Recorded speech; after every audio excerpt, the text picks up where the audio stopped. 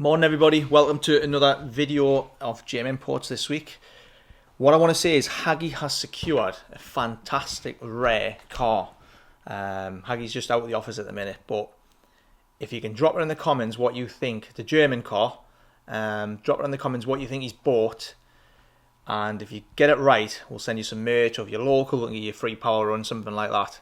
So just drop in the comments what you think Haggy's bought. I'll get him to give you a clue as well later on, what it is he's bought, and then you can give a little bit of sort of feedback on the comments. But I'm going to get straight into it and show you what's going on at GM at the minute. Right, so Dale and Haggy is away at the port. Matty there, go and see him in a minute. He's got some interesting stuff in the engine room to go through.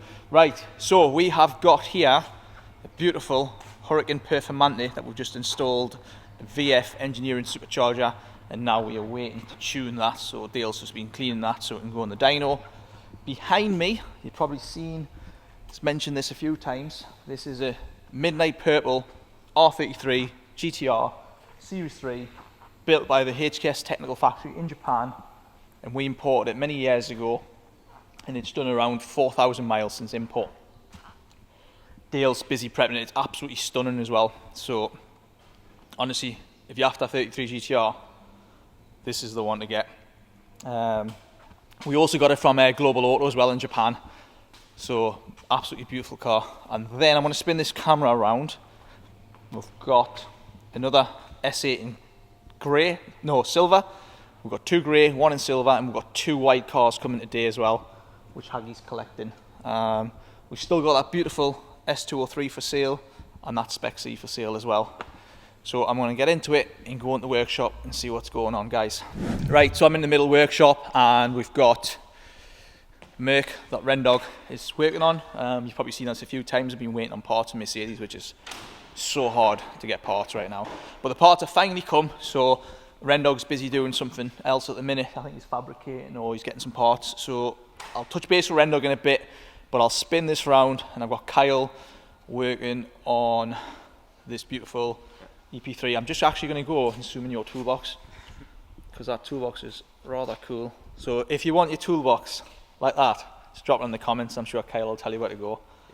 Yeah, so it's pretty good. Yeah. So Kyle, what is it you're doing on this? So it's just a little infill job while I'm waiting for some parts for Nathan's. This one came in, it's got a bit of a knock sort of vibration coming from the passenger front, so just going to do some diagnostic look into that. Then I've got an oil and filter to do on a black R35, and also load a file into Ecutech for that, and then we'll do some data logs and make sure that is all okay, and then we're going to jump onto Nathan's once his parts turn up. Yeah, and his parts are due midday, I think. Yeah. So, right, Kyle, I'm going to go next door, and I'll catch Rendog later. Cheers, buddy. Right, so let's go to the main workshop.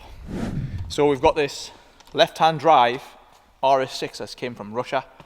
So it's believe it or not, it's based in the UK now, and Matty's been looking after it. It came in with a couple of issues. I had no brakes, one of the wheels was damaged, brake sensors were worn, we had a leak in the interior as well. There was water going inside the car. So Matty's had all the interior out, he's fixed that, and he's just inside there now, finishing it up on you, Matty. Aye, just putting the nuts and bolts, putting the interior back together.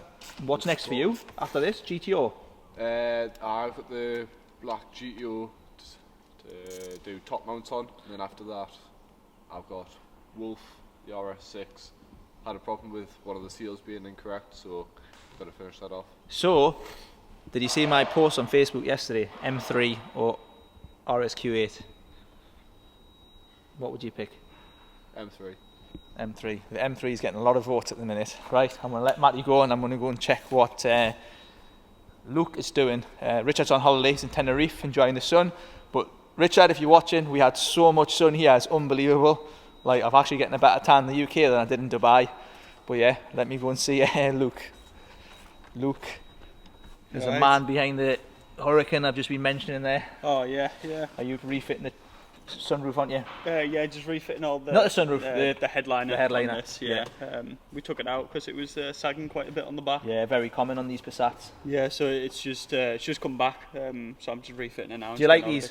I think they're alright, yeah. Pretty cool, aren't they? Yeah, they're quite nice. Rare and white as well. This one's sold as well. We never got a chance to advertise it properly. But yeah, beautiful car. Yeah, it's really nice, yeah. What's next for you? Back on another Hurricane then? Yeah, it'll be on Jay's Hurricane, yeah. So we took the supercharger kit off that one, put it on the STO. And Lookalike, STO lookalike, isn't it? Oh yeah, STO lookalike, yeah, it's a perf, isn't it? Yeah. And then, yeah, we're just refitting that one all back to standard, and I believe he's keeping the Cybex Good. as well, isn't he? Yeah. And then, yeah, it's just back to normal with that one. I'm going to let Luke go because he's in a funny position. He's going to hurt his neck. So yeah, I'll just nearly walk in that door there. But yeah, this is a beautiful R36 Passat. I absolutely love these. Romain's got one. I've only ever had 2 with sunroofs. That's how rare they are. So this one's sold. Registration plate, I believe, is here any day now. Right, what else we got? We've got Nathan's car that we're progressing. The engine is, let me show you. So Nathan's car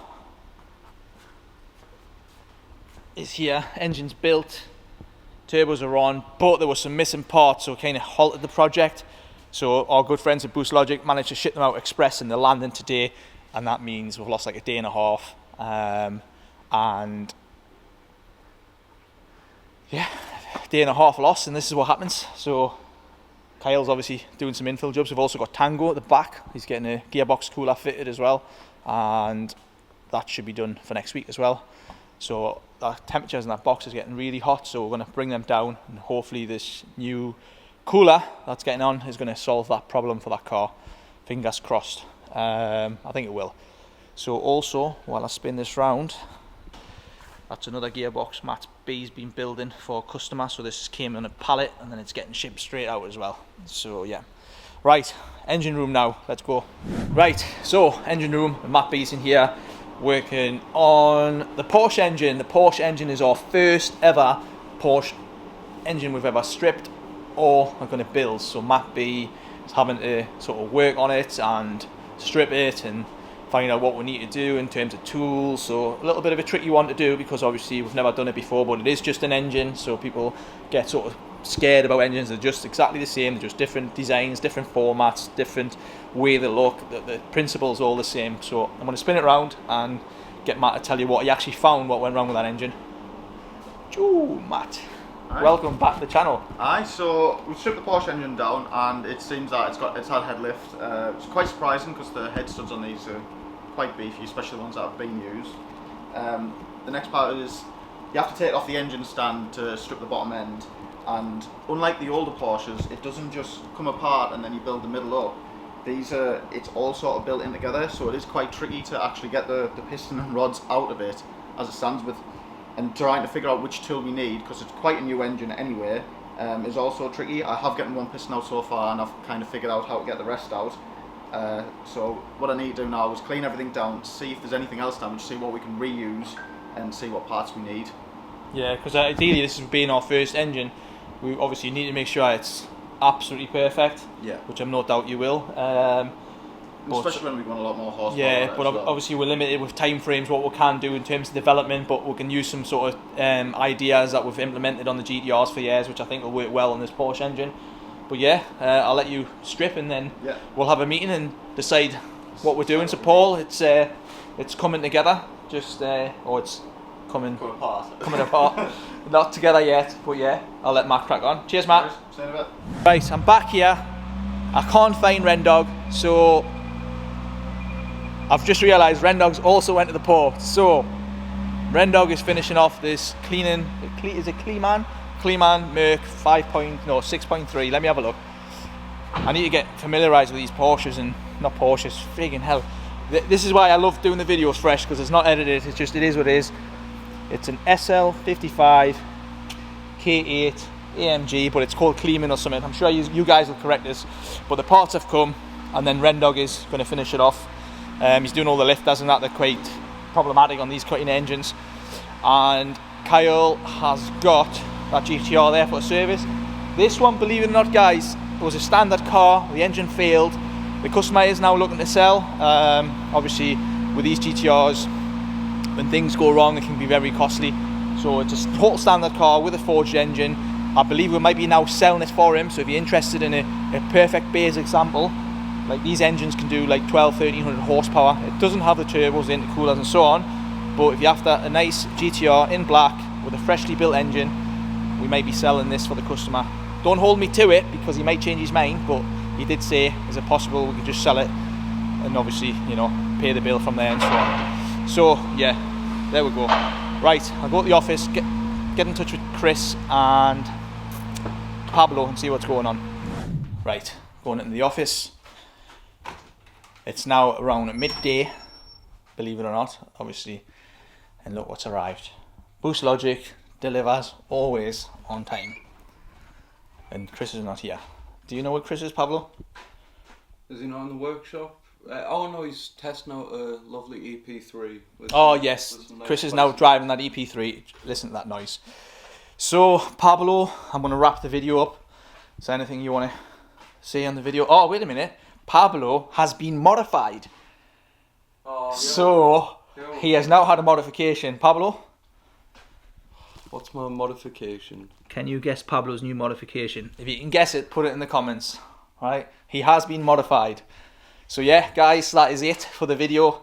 I'm going to get Tierney to do some RX-7s reviews as well. We've got 2 of them, both for sale. I'm going to get him to take it out, tell you all about the RX-7s, why you should get one, and stuff like that. So yeah, that is it, guys. I hope you enjoyed the video, and on to the next one. Hey guys, I know I said the video was finished, but I'm going to do a little update because the parts have come, and I know Kyle has been working on this beast of a car, which is Nathan's, and he's had a few headaches as well. So I'm going to touch base with Kyle, and he's going to give you a little update. So Kyle, I know we've had a bit of a headache day today, haven't we? Yeah, so I've had a bit of a nightmare with some parts. Been waiting for some stuff to turn up. Customer supplied the dry sum system and bought some second-hand turbos as well. These were off Rocky's car, I believe.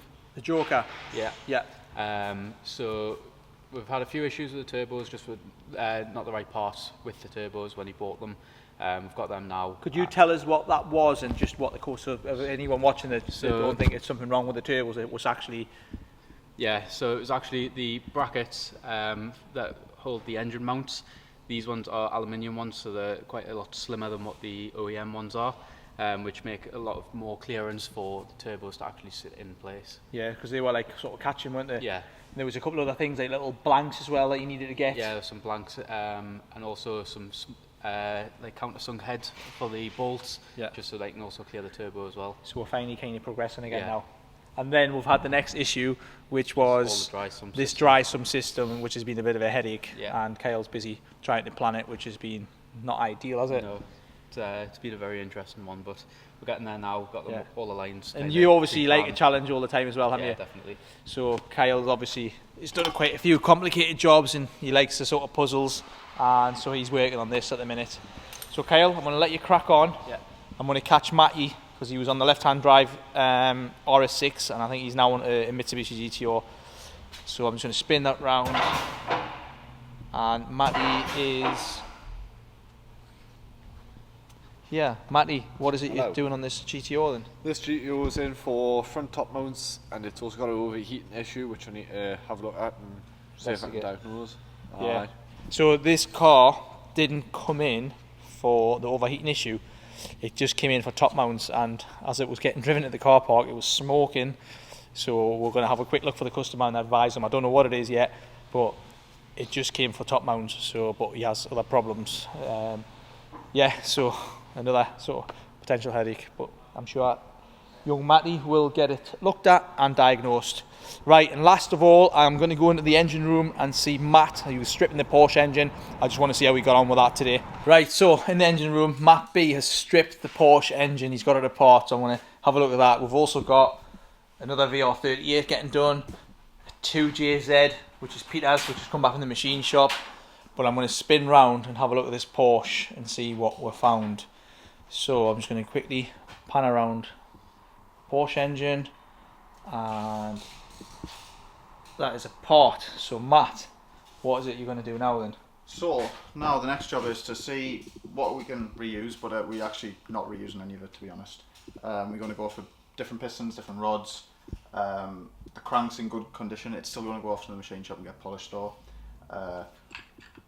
Now it's basically just finding what parts we need to put in to make it more horsepower basically. And we've got a massive deadline as well, because I want this car at RACEWARS. Paul's a very good customer of ours.